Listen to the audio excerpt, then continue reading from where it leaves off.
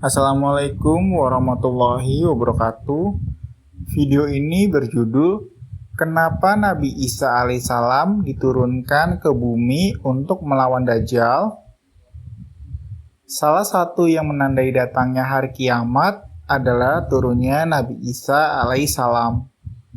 Allah SWT mengutus Nabi Isa alaihissalam turun ke bumi untuk membunuh Dajjal. Dikutip dari buku Ensiklopedia Kiamat oleh Tim Gibb, terdapat beberapa riwayat yang mengabarkan tentang turunnya Nabi Isa alaihissalam dengan tujuan melenyapkan Dajjal dari muka bumi saat hari kiamat tiba.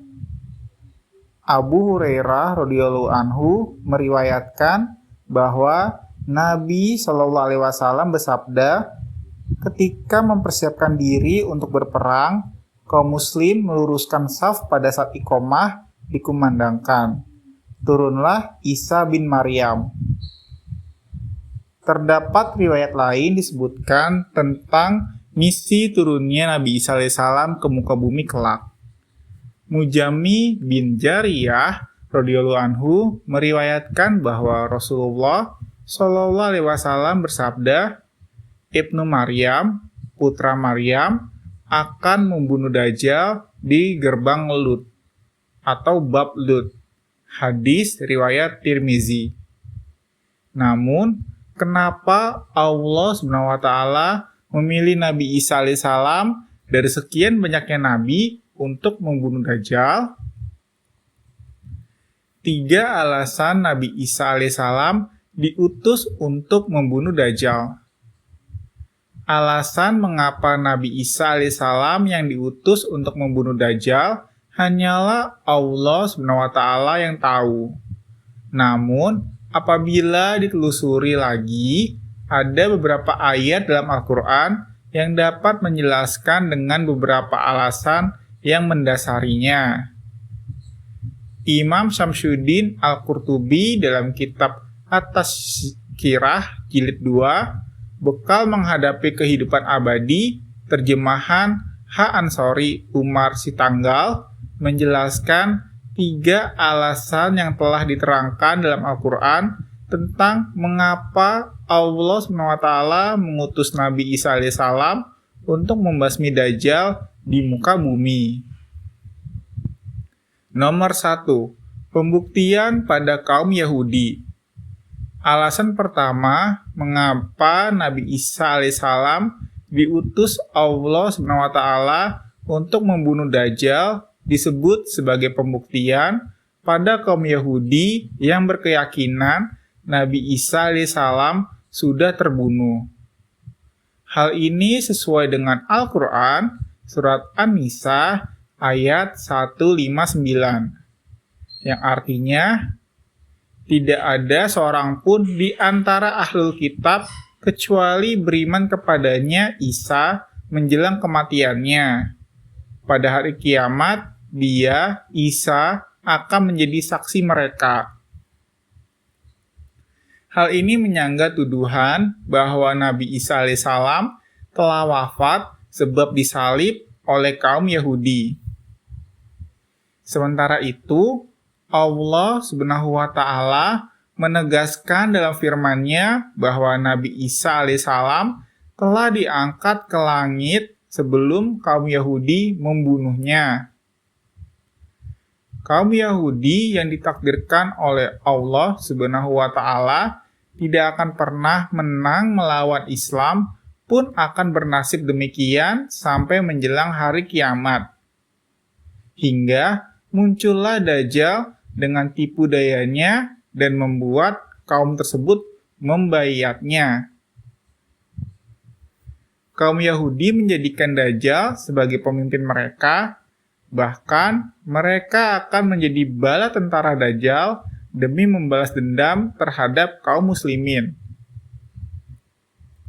Pada saat itulah Nabi Isa alaihissalam turun ke bumi atas izin Allah SWT. Nabi Isa alaihissalam akan membunuh Dajjal beserta bala tentaranya, yaitu kaum Yahudi yang berpikir telah menyalib Nabi Isa alaihissalam di masa lalu. Dengan pertolongan Allah Subhanahu wa taala, Nabi Isa alaihissalam akan menumpas habis Dajjal dari muka bumi. Turunnya Nabi Isa alaihissalam juga bertepatan dengan munculnya Dajjal di muka bumi yang telah menyebar fitnah keji dan mengaku sebagai Tuhan. Hingga tidak ada seorang pun dari kaum muslimin yang sanggup melawannya kecuali Nabi Isa alaihissalam. Maka tidak ada satupun dari mereka yang dapat lolos.